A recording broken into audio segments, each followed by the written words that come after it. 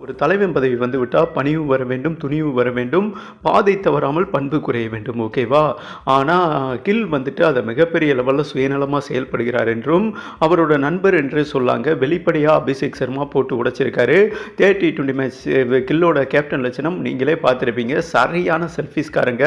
Okay, இந்த நிலையில் அதாவது ஸ்போர்ட்ஸ் இருக்குது பார்த்தீங்களா, ஆல் ஸ்போர்ட்ஸ் ஹிஸ்ட்ரியவே ஓவர்டேக் பண்ணியிருக்காருங்க கௌதம் காம்பீர். சம்பளம் அதாவது கிரிக்கெட் உலகம் மட்டுமல்ல, ஃபுட்பாலே வந்துட்டு நடுநடுங்கி இருக்காங்க. ஸ்போர்ட்ஸ்லேயே முதன்மையான ஸ்போர்ட்ஸ் வந்துட்டு ஃபுட்பால் தாங்க. அந்த ஃபுட்பால் டீம்லேயே கோச் இருக்காங்க பார்த்தீங்களா, அவங்களுக்கு இவ்வளோ வருமானம் கொடுத்ததே கிடையாதுங்க. முதன்முறையாக கௌதம் காம்பீர் வந்துட்டு இவ்வளோ டிமாண்ட் பண்ணியிருக்காரு.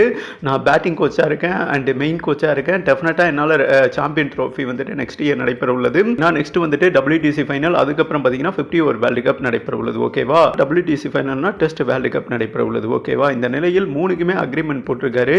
அவர் எவ்வளோ ஏர்னிங் கேட்டிருக்காருன்னா ஏறத்தாழ 13 கோடி கேட்டிருக்காருங்க. ஸ்தம்பித்து போயிட்டாங்க பிசிசி. என்னடா இவ்வளோ கேட்குறானே, இதுதாங்க அதிகபட்ச என்ன சொல்கிறது வருமானம் என்று சொல்லலாம். இதனால தான் மிகப்பெரிய டிமாண்ட் போய்கிட்டு இருந்தது. அதனால தான் கௌதம் காம்பீர் உள்ளே வராதனால தான் கில் சவுட்டு மணிக்க டீமில் அவனை செட் பண்ணிக்கிட்டு இருந்தான்னு வைங்களேன். ஏன்னா கௌதம் காம்பீர் வந்துட்டு லிங்கே ஆகலை இதுவரை இந்திய டீமில். பட் நேற்று தாங்க அக்ரிமெண்ட். ஓகே, இப்போ நாங்கள் பிசிஐ பரவாயில்ல, நீங்கள் 13 கோடி எடுத்துக்கோங்க, உங்களுக்கு கொடுக்குறது வந்துட்டு தகும்னு மென்ஷன் பண்ணியிருக்காங்க. இந்த நிலையில் ஆல் ஃபார்மேட்டில் வந்துட்டு நம்ம கௌதம் காம்பீர் தான் கோச்சாக போகிறாரு. ஃபுட்பால் கோச்சே வந்துட்டு மிரண்டிருக்காங்க. அதாவது ஓவரால் ஸ்போர்ட்ஸை கம்பேர் பண்ணும்போது ஒரு கோச்சுக்கு கௌதம் காம்பீருக்கு தாங்க அதிக சேலரி பிசிஐ கொடுத்திருக்கிறது. ஒரு மிகப்பெரிய வரலாறாக பார்க்கப்படுகிறது என்பது குறிப்பிடத்தக்கது. ஏறத்தாழ 13 கோடி கொடுத்துருக்காங்க என்பது குறிப்பிடத்தக்கதுங்க. இதில் ஜெயிஸ்டாங்னு வைங்களேன், இந்திய டீம் இப்போ வந்துட்டு ICC ட்ராஃபி வின் பண்ணுறாங்க and world cup test final win பண்ணுறாங்க. அடுத்து 50 ஓவர் வேர்ல்டு கப் வின் பண்ணாங்கன்னா இவருக்கு எக்ஸ்ட்ரா பார்த்தீங்கன்னா 30 கோடி போகும் என்பது குறிப்பிடத்தக்கதுங்க. ஏறத்தாழ ஒரு கோச்சுக்கு 50 கோடி கிடைப்பது இதுவே முதல் முறை என்பது குறிப்பிடத்தக்கதுங்க. கௌதம் காம்பீருக்கு வேற லெவல் வாழ்க்கை தாங்க. என்ஜாய், அனுபவி ராஜா, அனுபவி என்று தான் சொல்லணும். ஓகே, கில்லெல்லாம் ஒரு கேப்டனே கிடையாது. ஏன்டா ஒரு கேப்டன் வந்துட்டு இளம் பிளேயரை முன்னாடி தள்ளனடா, புஷ் பண்ணன்றா, அவன் தான்டா கேப்டன். நீ சுயநலமாக செயல்படுற. ஏன்னா கௌதம் காம்பீருக்கு சுயநலமாக செயல்பட்டா பிடிக்காதுங்க. ஏன்டா அவன் சூப்பராக டெபியூ சீரீஸில் 2வது மேட்ச்லேயே டபுள் செஞ்சுரி அடிக்கிறான் 47 பந்தில். நீ சும்மா உருட்டுன்னு உருட்டிட்டு 3வது T20 மேட்சே 68 ரன் முக்காவாசி பாலத்தை நட்டாருங்க.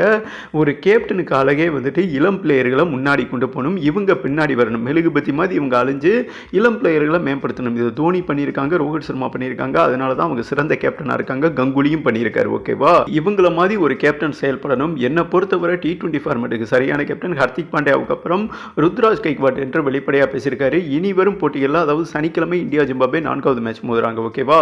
இந்த மேட்ச்ல இருந்து அபிஷேக் சர்மா தான் தொடக்க வீரர் இறங்கணும் என்று ஒரு மிகப்பெரிய என்னங்க சொல்றது ரிக்வெஸ்ட் பண்ணியிருக்காரு என்பது குறிப்பிடத்தக்கது. கௌதம் காம்பீர் தானே இந்திய டீம் ஆள போறாரு. அவர் சொன்னா டெஃபினட்டா மாற்று கருத்தே இருக்காது என்பது குறிப்பிடத்தக்கது. கௌதம் காம்பீரோட இந்த பதிவு கரெக்ட் தானா? முதன்முறையாக வந்துட்டு ஏறத்தாழ 50 கோடி ஒரு கோச் பதவிக்கு வாங்கியிருக்காருங்க. இது பற்றி உங்களோட கருத்தை போட்டு விடுங்கன்னு சொல்லிட்டு வீடியோவை கம்ப்ளீட் பண்றேன்.